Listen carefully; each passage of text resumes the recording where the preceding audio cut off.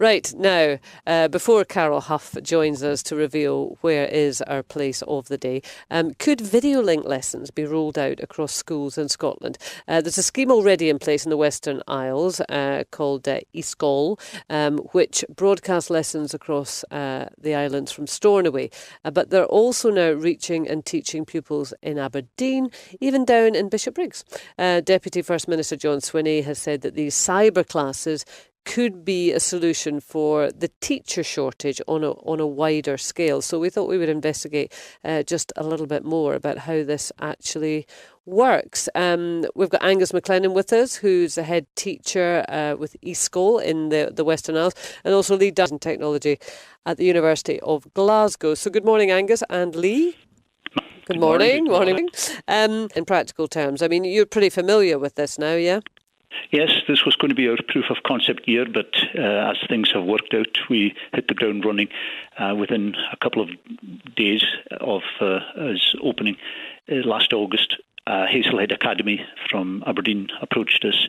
They had a crisis in staffing. Their Gaelic teacher had left. It would mean that they would have to disband Gaelic classes. So we started teaching, set up a base in Shawbus School, one of our satellite schools, and started teaching to Hazelhead Academy. And we've been doing that since last August, keeping classes from S1 to S5 going as they try to recruit a member of staff. Right, OK. So the pupils are in their school in Aberdeenshire, yeah?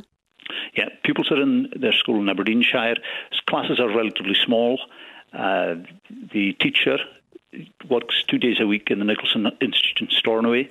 She lives on the west side of Lewis, so we set up a room for her in the school next door to her, or in the next village to her home, and she has been teaching using two screens, one screen to watch the class, and the second screen, she brings up the pupils' work, shares documents with them, etc., etc. She can correct their work in real time, formative assessment at its best. It's been working very, very smoothly. We've had very few technical issues. There's inevitably teething troubles with this kind of project, but we were very pleasantly surprised with how well Hazelhead has worked to date. Right. And for the pupils, what do they experience from their end of things?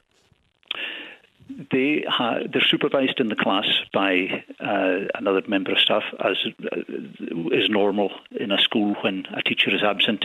The teacher is fully interactive. The teacher from Shawbus interacts with them as if they were in the classroom. They're able to respond in real time. If there's any kind of potential hiccup, the teacher will have emailed the work in advance. She also puts everything into the OneDrive cloud storage that they use, so it's a built-in braces job. So we're trying to make sure that there's continuity of experience for the children, supposing there was a technical glitch. I've seen the teacher helping them to do a wall display where a child is using the camera that's in the room to follow her peer group while they're putting up the wall display, being instructed on how to do it from Shawbus. So it is all totally interactive. Right. It's not online learning as we would expect from the university, right. Open University. And are the young people all looking at one screen? Yes. Right. Or they can have either a large screen in the room, or in some classes that we're working with, they have individual laptops. Tablets or laptops. Yeah. Yes. It can be either or. We're not fixed. It's very much up to the receiving school how they want to progress on that. The only thing that we insist on is that they use vScene, which is a Skype-like web browser-based platform, and Glow 365, the Scottish Schools Digital Network. Right, okay. And as a teacher, have you used the system? Yes, I have. Yes, I've been teaching to Bishopbriggs Academy. Right. And how does it feel for you as a teacher? For the first couple of lessons, it is slightly strange because you have to adapt your behaviour, but You can't obviously be as mobile in your classroom as you would be normally, but it's surprising how quickly you adapt. And we've got to remember that the generation that we're teaching, that's basically second nature to them. They are living in a digital age, digital world. They don't see the problems that maybe people of my generation see. Yeah. And do you feel as able to sort of pick up the cues from, the class? Teachers get used to having not just eyes in the back of their head, but eyes all over, don't they? The one who's sitting over there maybe yawning, the one who's sitting over here doing something else. Are you able to do that? In an ironic way, it's easier in some respects because you see them in close proximity because you've got the camera on the whole class, and that's where you, as a teacher, have to be very careful that your emotions or whatever, that you're careful how you express them in front of the camera as well, because they're magnified to your class as well. So there are procedures and products we discuss with teachers before they start delivering online learning. Yeah. Interesting. Let's bring in Lee. Hi, Lee. Hi, good morning. Good morning to you. Can you see the potential for this being, rolled out on a wider scale across different subjects? And yeah, absolutely. I think what's been described this morning is incredibly exciting. I think we've always had a history in Scotland of similar practices, or we've tried to aspire to similar practice. But what we've been hearing about this morning is a more structured approach to delivering expertise into a school remotely, where that expertise doesn't necessarily reside locally. And that's the bit that excites me. I think we've tried to do that in many respects in the past. So just to give you an example, I was recently in a primary school where they were talking about space as a theme, and the school had organised people from NASA to talk about their experiences and the kind of work that they were involved in, and they were based in the United States. So obviously in an ideal world you'd bring them into the classroom, but using technology allows us to do that. So absolutely there's certainly a huge amount of potential here. I mean, obviously for those special occasions such as you describe, or perhaps less mainstream subjects, the potential is great. There might be people who are slightly concerned that this would become a kind of mainstream way of teaching, and that actually, perhaps a lack of physical teachers would be made up for in this way. Is that something you would be concerned about? I think it's right to have those concerns, and I think those kind of questions need to be asked. I would always be an advocate for using technology to support and enhance learning and teaching. I would be wary about using it to replace teachers per se. I think what we heard this morning is that there are teachers located in the receiving classrooms who are there to help the young people learn and to facilitate the learning, though they might not necessarily have the expertise. But I think to replace teachers and to roll it out to a larger scale, in order to do that, it might happen one day, but I think we're a little bit further away from that at the moment. What would you think of that, Angus? I agree wholeheartedly. We're not about replacing teachers, and we have to be very sure that message goes out.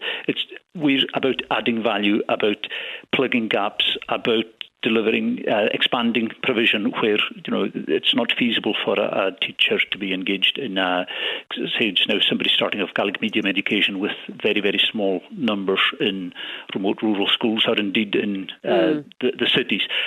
We could possibly help to establish a Gaelic medium provision, but then we would be looking to the authorities as quickly as possible to staff these. So it's certainly not about replacing teachers in any shape or form. But then, if it works successfully and it gives a good education experience, potentially an enhanced education experience, why not? Well, that's a very, very good point, because if you look at what colleges and universities are delivering at the moment, a lot of it is done online. And senior pupils, especially advanced higher pupils, need to make sure that they're familiar with this kind of approach to learning before they progress from what could be small rural secondary schools where they're very highly supported to a large teaching situation such as Glasgow University, Aberdeen University or whatever. By having to do more online learning, by having to do directed learning, that could prepare them better for their tertiary education experience. Well, yeah, but I mean, again, and Lee, I'll bring you in. Both you and Angus kind of balked at the prospect of this being used to replace teachers as such, but why not?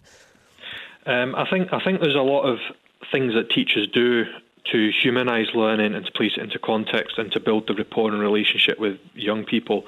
And I'd be wary about losing that. I think teaching is more as a profession than just delivering content. There's a whole variety of other things that go along with that. And just to echo the point that was just made, not only are the young people in this particular instance learning about the subject knowledge, they're actually learning how to use those technologies. And that's a skill that we want all our young people to be able to aspire to, because that's what they'll be expected to do in the future in their world of work and life. So it's not just about delivering the content, it's about delivering how to use the technology effectively and with real purpose. Right, okay. Sorry, Angus. We've made sure that wherever we're delivering, that the teacher who's going to be delivering goes and visits these pupils initially to make sure that there is that relationship that the other speaker alluded to there, that there has to be the human contact element of it. And for instance, Hazelhead Aberdeen, the teacher goes out regularly to make sure that the pupils are comfortable with what's being delivered, to check up, to do the listening and talking exercises that can only be done realistically in the one-to-one situation as well. And there's all things like SQA regulations that we have to adhere to as well. So we're very much into a blended learning approach. It's not online in the traditional sense of online learning. Yeah, but nevertheless, it's good to hear that it's working well in that context and has potential as a kind of additional asset in terms of education. Angus, thank you very much, Angus MacLennan, and also to Lee Dunn. We've got some more guesses in for Name the Place. Somebody asking, is it Paisley? No, it's not. Somebody asking, is it Montrose? No, it's not.